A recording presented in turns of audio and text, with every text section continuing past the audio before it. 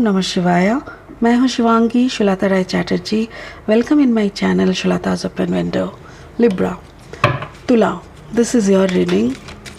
This is the reading for the month of July, August and September 2022. Libra, इस 3 महीने की जो reading है, इस दौरान हम देख लेंगे आपकी लव लाइफ एंड आपका कैरियर फाइनेंस के ऊपर।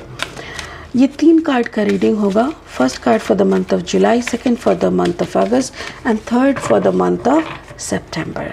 So let's start with July. First card July, Libra, observer. August, Libra energy, poised. And September, Libra energy, a change in a wind, a change in the wind. Okay, so this is the 3 energies are there.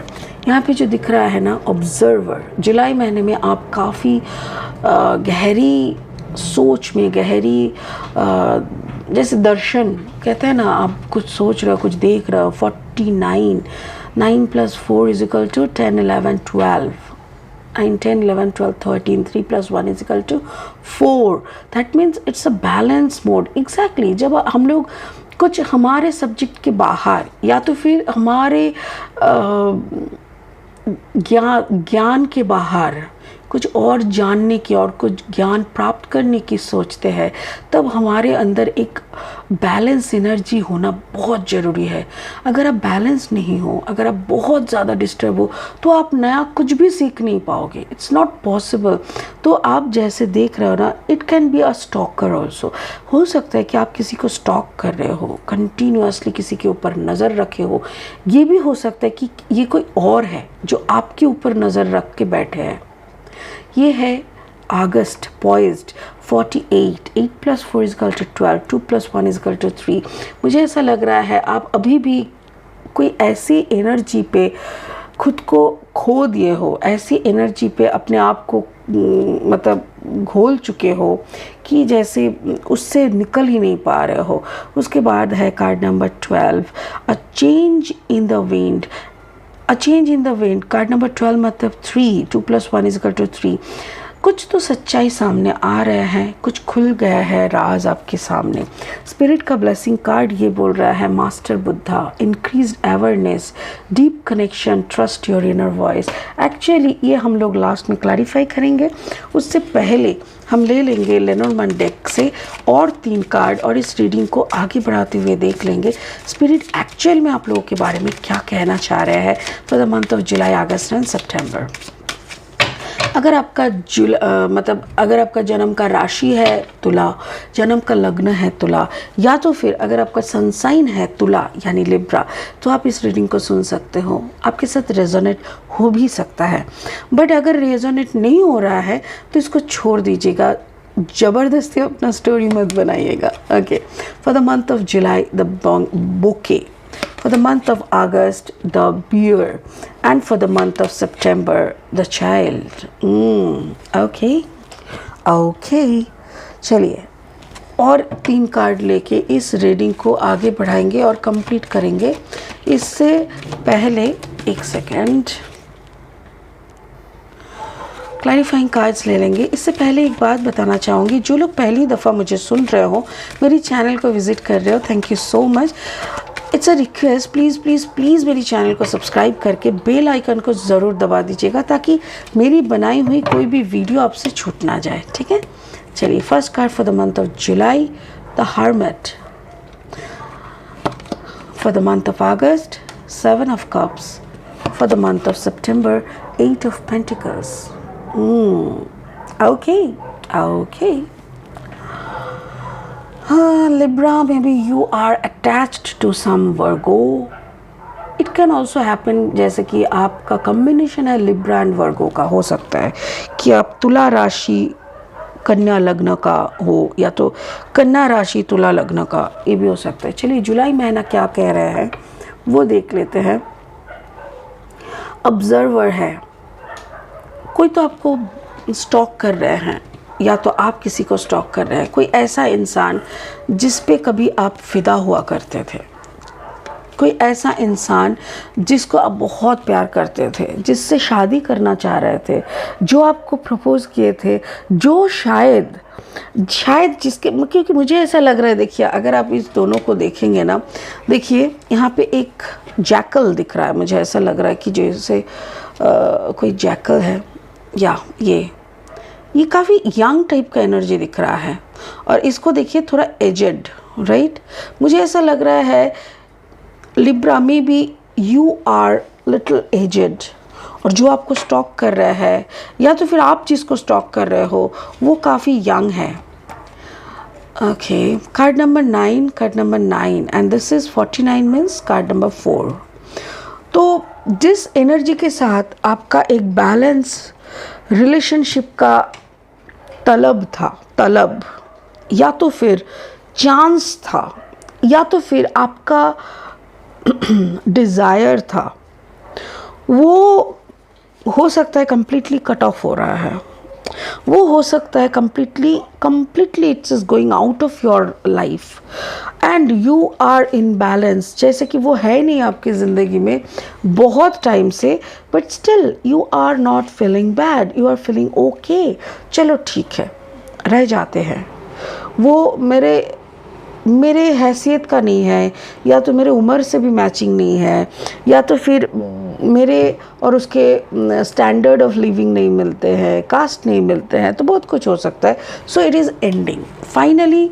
ये एक ऐसा रिश्ता जिसको आप बहुत दिनों तक गले लगा के रखे थे, ये ख़त्म हो रहा है, ऐसा दिख रहा है।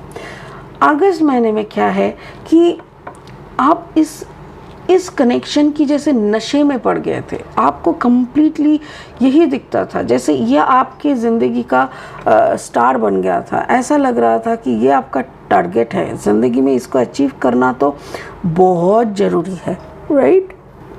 तो ये आपके लिए एक स्तर पे ना काफ़ी बियरेबल हो गया था। बेयर है ये, द बेयर।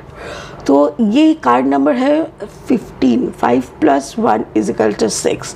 6 मतलब कोई डर, कोई खोने का डर, इनसिक्योरिटी। ऐसा लग रहा है जैसे ये रिश्ता आपके लिए काफ़ी, आपको ना एक इनसिक्योर जोन पे धकेल दिया था। आपको लग रहा था कि ये रिश्ता भाई पता नहीं मेरे को क्या दिया, बट मेरे से काफ़ी कुछ ले लिया, मेरा सम्मान ले लिया, मेरा जीना गड़बड़ हो गया, मेरे को बहुत लोगों के सामने छोटा प्रूव कर दिया। I am becoming a zero to so many people. लेकिन ऐसा नहीं हो सकता। आपका जैसे घमंड का चूर चूर कर देना, आपका पोजीशन का धजिया उड़ा देना, आपको प्यार के नाम का जो भी है, आपने भी, हाँ थोड़ा पॉज हो गया था। तो मुझे वही लग रहा है जैसे दोनों की अपमान बहुत किया, दोनों की धजिया उड़ाना बहुत किया, बट नाउ लाइक दोनों ही थक चुके हैं। दोनों के लिए ही ना एक अभिशाप टाइप का लगता है कि क्यों हम उनसे मिले, वाई, क्या चीज़ था यार, कौन सा अनफिनिश्ड बिजनेस था जो कि ख़त्म होना ही था। तो जो भी है, ये मुझे ऐसा लग रहा है कि नाउ अभी आपके सामने बहुत सारे चॉइसेस है। You have opportunities, lot of opportunities, lot of options. अभी आपको वो बियरेबल सिचुएशन को नहीं उठाना पड़ रहा है। Now you can avoid that person and आपके सामने बहुत सारे सिचुएशन ओपन है। So now you can handle, you can claim some other issues, other good time in your life from the universe. ये मुझे अगस्त में लग रहा है। You will get some new opportunities in your work area also. कुछ अच्छे job offer भी आपको मिल सकता है, ठीक है ना। एक सेकंड लाइट ऑन कर देते हैं, या सॉरी। तो ये आपको मुझे दिख रहा है अगस्त में लॉट ऑफ अपॉर्चुनिटीज़। सितंबर में जाके ना एक नया कुछ खुल रहा है। नया कुछ इन द सेंस, कोई जैसे कोई इंसान का मुखौटा खुलेगा, कुछ लोगों की असलियत आपके सामने आएंगे और आपको ना अजीब लगेगा कि व्हाट, इन लोगों के साथ, इन लोगों के सामने मैंने खुद की सारी सच्चाई बोले थे।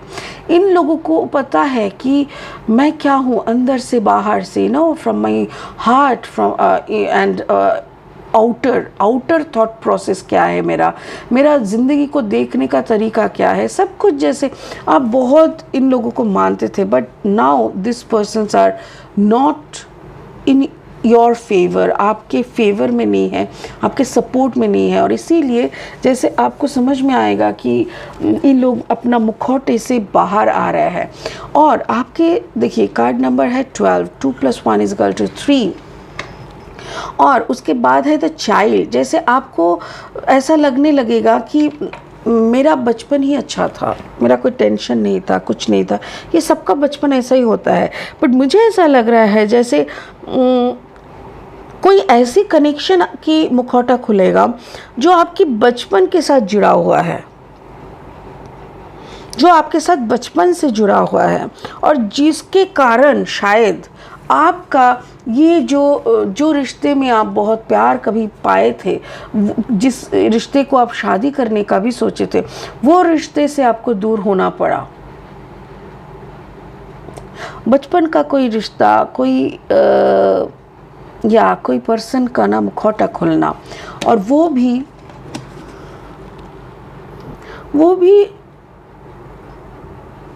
मुझे ऐसा लग रहा है जैसे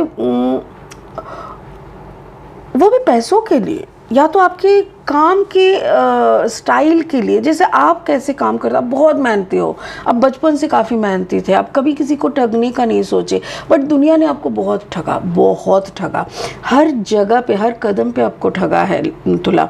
बट आपने ना हर कदम पे खुद को संभालने का कोशिश किया है।